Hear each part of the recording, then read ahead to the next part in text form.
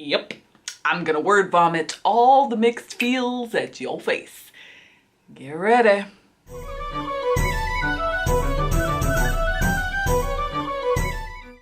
I got good book feels and I got bad book feels. So you get book whiplash.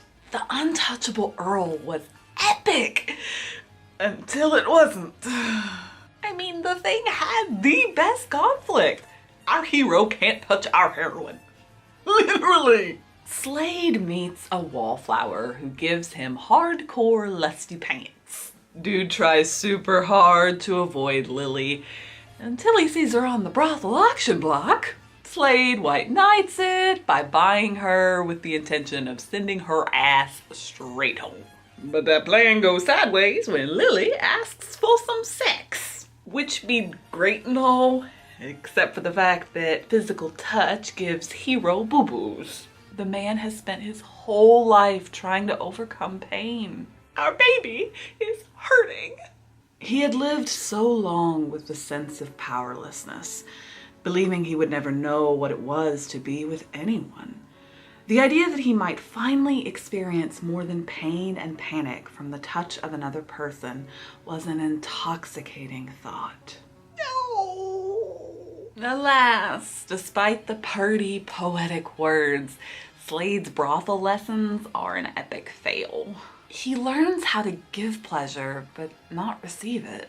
So in his mind, he can't have Lily. That's right, he 100% grade A virgin because of his Guillain-Barré syndrome. And I was trying to restrain the feelings of fangirling and rage in that one sentence. Let me explain. I love virgin heroes because yay, trope reversal. But I hate mysteries. I get why the characters might not be aware of Slade's health issue, but Googling that was a living nightmare. Yeah, Amy told me on Twitter. But this is why author notes are a thing. And it wasn't a thing here. All I'm saying is it would have been nice if there was a note about what his condition was. Because the whole time I'm reading it, I'm like, is this psychosomatic? Is this a side effect of another deadly disease? I just wanted to know what was wrong with my baby. But thank God for Twitter. And hey, a bitch still loved this conflict. Poor Lily doesn't know about Slade's health secret. Now, as the middle child, she's always felt lost between her sisters. She's not smart like Emma, nor outspoken like Portia.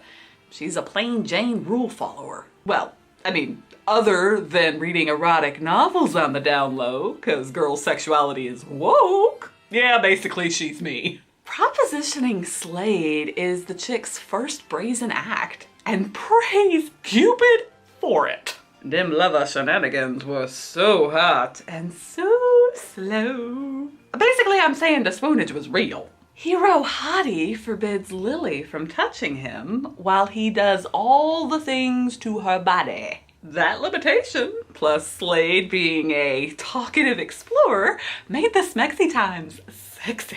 It wasn't just hot, it was fun.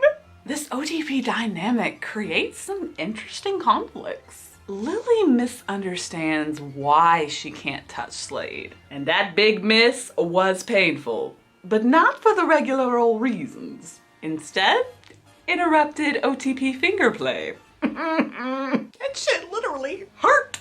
Hurt her, hurt him, hurt me. Now so far, you probably think this book sounds perfect, and it was. Keyword was. Half this thing is perfect. The book's initial arcs are hella emotionally complex. That's because our leads rock emotional foundations that make them feel like real people. For the most part.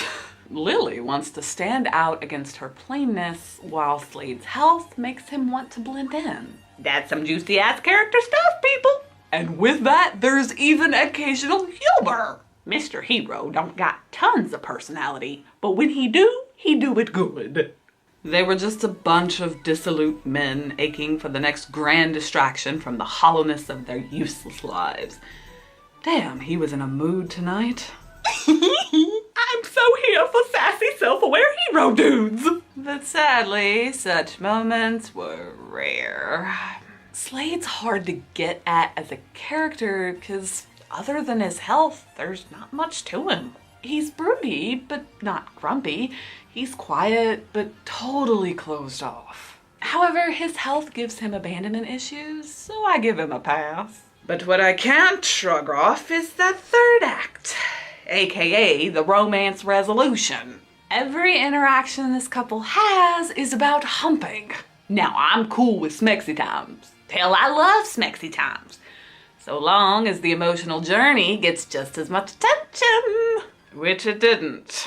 Slade and Lily mess around a few times, then bang, then he bails. Now, between the bangin' and the bailin', it's noted that our couple have post-coitus chit-chats. But do we get to read these getting-to-know-you chit-chats?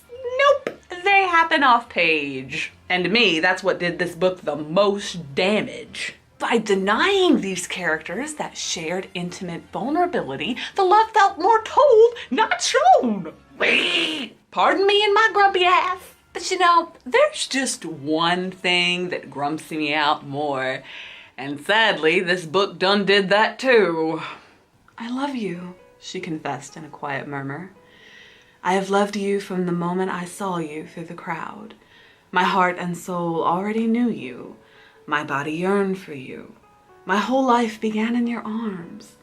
I would give anything for you to feel what I feel when I am with you. I would give anything for you to trust me. Just long enough for me to show you how beautiful your passion is to me. She said it, y'all. With her own damn mouth. She said insta-love. Do y'all know how difficult it is to read a quote dramatically when you're pissed at the damn words? It is very, very hard. Yes, those words were pretty, but... Oh! Yes, it's true. Our OTP wait until the end of the book before they mentally or verbally rock the ILYs. But insta-love is still insta-love if it feels beastless. I just didn't buy the transition from physical relationship to emotional one. Yeah, there was sexy staring and hot words, but some of those words were the hero saying this. You do understand there will be pain the first time.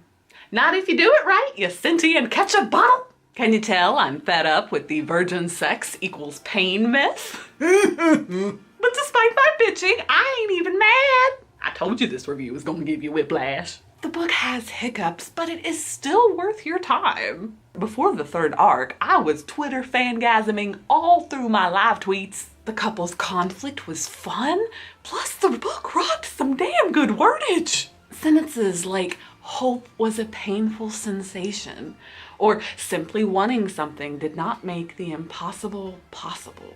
Ouch! Not only did I get gut punched with sentences, but Sandas also wrote a wonderful susmance. Lily and Portia's scenes were, okay, they were the heroine's vision board, but they also illustrated the powerful relationship that can exist between sisters.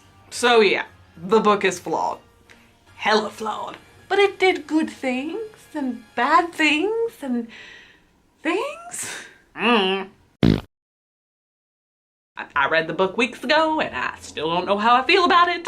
But I'm not gonna stop reading Amy Sandas. She's a good writer. It's just this particular book just did not completely work for me for some reason. Hopefully I explained those reasons, but it's entirely possible that I didn't. I did explain them, I just don't know if I explained them well.